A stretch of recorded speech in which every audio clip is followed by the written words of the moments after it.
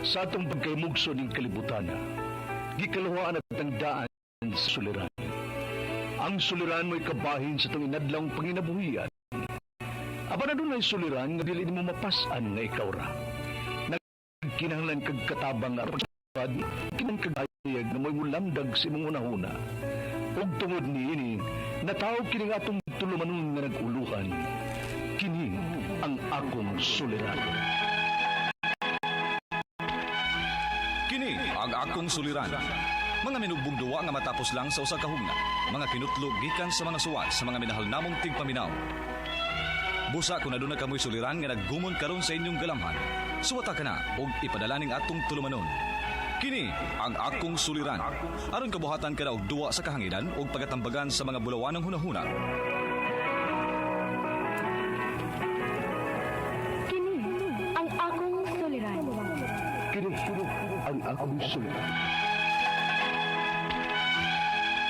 Sinumat ni Teresa Tirul Soria, ubos sa direksyon ni Ingrid Miss Iver Tudaso. Dalit kaninyo sa RMN Drama.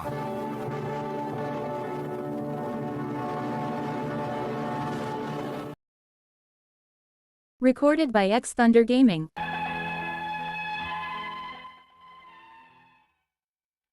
Maayong adlaw kaninyong tanan nga nagpaminaw karon, ning tulumanon kini ang akong suliran. Ilabi na kaninyo Dr. ni Obra ug Attorney Elaine Bathan. Ingon man sa mga artista nga maghatag og kinabuhi ning akong suwat suliran. Ako si Madel, punto legal kini ang akong suliran. Kabahin kini sa akong sitwasyon sa akong papa sa ospital. Aron ninyong hisabtan, ingon niini ang mga panghita po.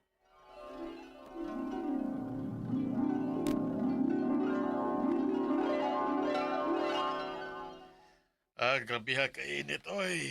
Pa, ay sa pagsigig lakaw-lakaw ha kung init kaayo. May edad na ba taon ka? Ay, kinahanglan man lang. Mojuti ako. Oo, laki. Pero ang butang ko ipasabot ba? Kay mo pauli bagit ka diri sa bay niya utong dako. Init pagit kaayo. Okay ra ko na, ay kabalakan ako. Pa,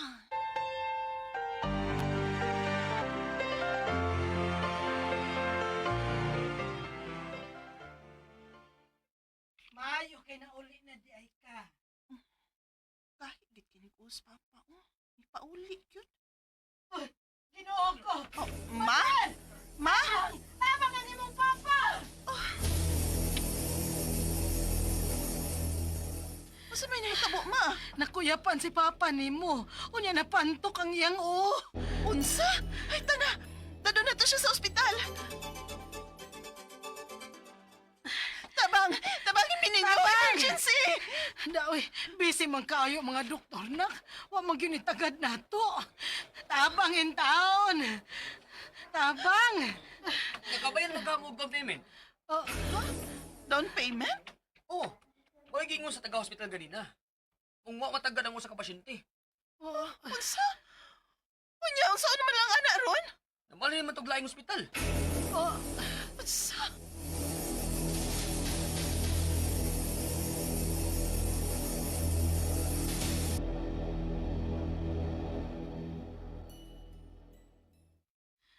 Nak, sakto ka ang atong desisyon. Nga gida nato si papa nimo dinhi sa ospital. Kining ospital. O, ma. Kay nati man si papa din, he. Uslan man nga mo bayad tag down payment, edi ani na lagi to sa private. Si papa nimo. Hindi matanda si papa, ma. Recorded by X Thunder Gaming.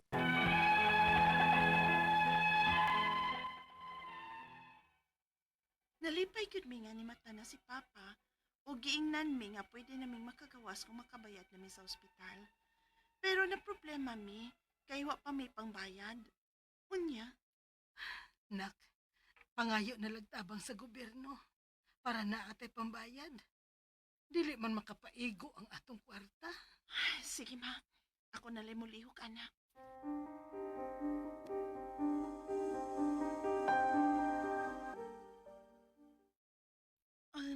Nagpaabot na lang gyud kog feedback sa akong gipangayo ag tabang pa. Nangayo na sad kog tabang sa mga politiko. Kamay antos na lang pa ha. Makauli na lagi gyud ta.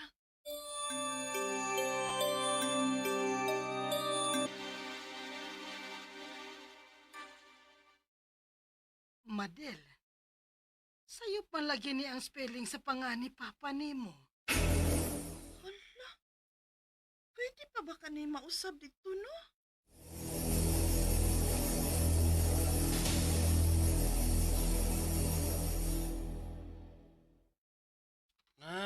Di na yun pwede na eh. Unya, ang tabang nila para sa akong papa, sir. Makuha ra ba nako? Di na yun. Kay lahi man nga spelling ang pangan si iyong papa. Huwag ang imong gisuwat.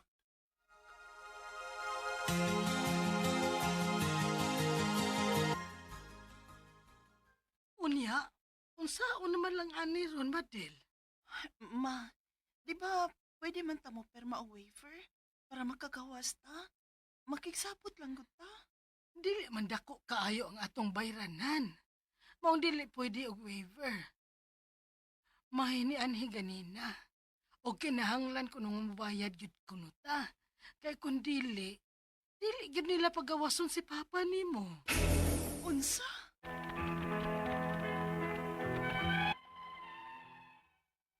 Mao gyud nakalisod aning naay ma-admit unya wa tay igo nga kwarta.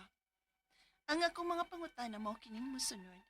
Unang pangutana, pwede ba gud ay nasa public nga hospital? Nga dili nila asikasuhon bisag emergency kung way down payment? Ikaduhang pangutana, nasayo pang akong pagbutang sa spelling sa pangan sa kong papa. Dili na ba may pwedeng makahangyo ana para madawat na mo ang tabang sa gobyerno o sa mga politiko? Ikatulong pangutana, ang pagperma sa waiver, napaday na basihan kung pilay bayranan? Kinahanglan ba di ay nga dako ang bayranan? Pila man sab? Ikaw pa to katapusan. Pwede ba day nilang i-hold ang pasyente nga dili papagawson sa ospital kung dili mabayran og tibuok?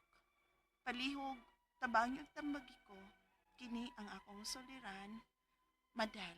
Maayong adlaw mga suking tigpaminaw kini si Attorney Elaine Bathanog. Ako karong adlaw ang muhatag ninyo og tambag, tubag, solusyon, kalinawan sa inyong mga pangutanag, mga problema kabahin sa punto legal. Pero sa mga medical nga mga pangutana naa si Dr. Rene Obra. And so, what are you waiting for? Unsa may inyong gipaabot? Guys, ipadala na ng inyong suwat. Naatay email address nga suliran_612@yahoo.com. Pwede sad atong ipadala sa 3rd floor, Jose R. Martinez Building, Osmeña Boulevard, Cebu City. O ha, lain-lain, klase-klaseng pamaagi ang pagpadala sa inyong mga suwat, mamalihog lang mi, nga kumplito ang mga detalye, hinungdan, sinugdanan anang inyong mga pangutana o mga problema. Ay, diretsog pangutana, katagi sa mig background, no? Kay para mas klaro po na mo ang mahatag. Unya,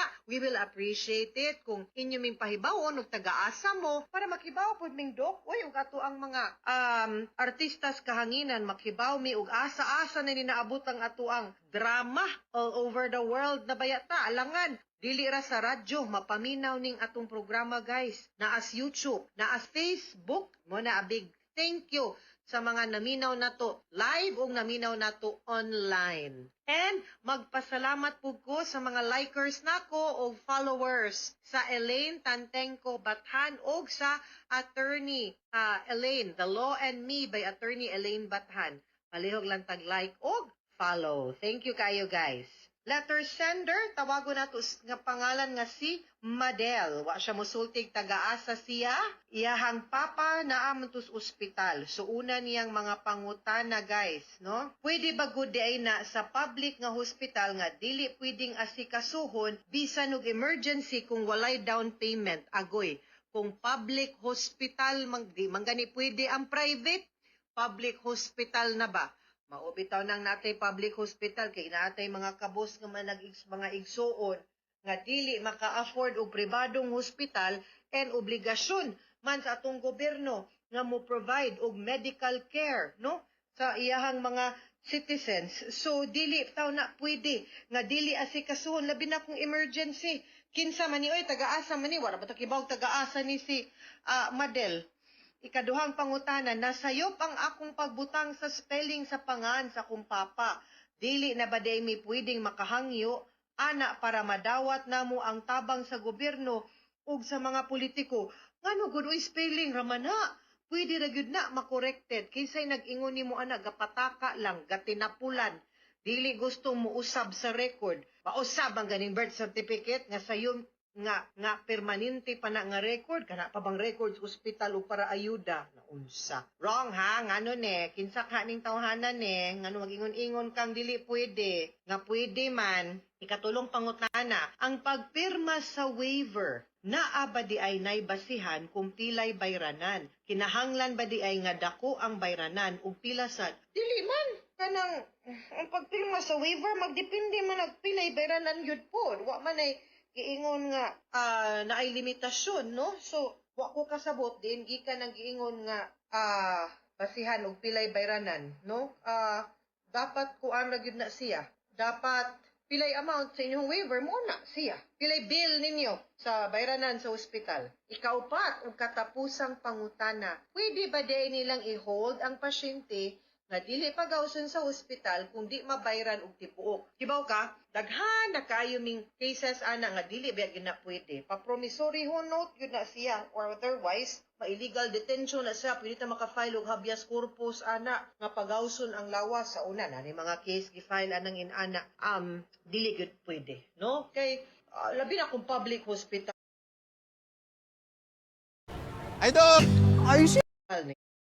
ni yabag nganong dili good nganong pakuanon good mo, no? So ayaw ka balaka, no, kay ang balaod na aninyo og obligasyon manggod na sa gobyerno nga provide og healthcare. Usa sa mga problema gyud natos nasod, no, ang makasuya gyud kais nga tanan nga nganong kaya sa laing nasod nga mas dako pa ganilang buhis gibayran pero grabe gyud ang ilahang healthcare system. Kana ganing inigawas nimo wa jud kay gibayran, gipadad-an pa kag baon, ana gina ditus gawas kabaw mo. Sus mapasalamaton kayo migyod nga share lang gyud nako ba kay usay maka-frustrate man gud ning kaning sa healthcare nato diri sa Pilipinas. Uy, sa Australia bilib ka. Ang akong maguwang nag-kidney transplant way gibayran, nagdialysis way gibayran, gipadad-an gihatagan pag dialysis machine sa iyang balay. Kita diri nag-ilog patag makina, 24 hours pang schedule, maglisod pa ta usay kuhag schedule sa mga dialysis center nato, mubayad pa ta, sige patag ihapila na nagasto nato nagamit sa atong PhilHealth nga allocation. Kay pwede ra bang mahayag dialysis dito, ultimo gapas og alcohol, hatag. I really hope one day kuhaan pa atong kwartas PhilHealth sus. Ug wa tong Supreme Court ruling na ihuli, wa na kwarta atong PhilHealth pastilan. I really hope nga one day maabot gyud ta ana ang inana nga sitwasyon ug hinaot pambuhi pa ta ug makatagamtam tag makatilaw ta nga matarong unta ang kaning duha ka aspeto, healthcare ug education sa atong nasod. Kay mo gyud ni kasulbaran siguro sa atoang mga kanang prevailing gani nga mga problema. Kay ug dili gyud ta magkat-on nya ang kaning kaalam nato atong gamiton sa sakto. Ug kaaya gyud nato siguro mo asenso. Nya karon honestly, ug di pud ta mo tarong og butar. Sige lang dawat din hagkinsay mo tunol ninyo. Nya kumandayon mo yaw-yaw kahuman kay nangaanod mo, nabahaan mo. Sus, dili gyud pod mo na kanang let's try to be better citizens and let's try to be better individuals, ha? Hay, mayta, hinaot pa unta. Mga suking tigpaminaw, hinaot unta nga namoy nakutlo na pagtulunan karong adlaw. Kini si Attorney Elaine Bathan, daghan kayong salamat sa inyong pagpaminaw sa atong tulumanon hangtod sa sunod nga sugilanon dinhi gapon sa tuang programa kini ang akong suliran gikan sa RMN Production Center, Radyo mo Nationwide. Tatak RMN, daghang salamat o maayong adlaw.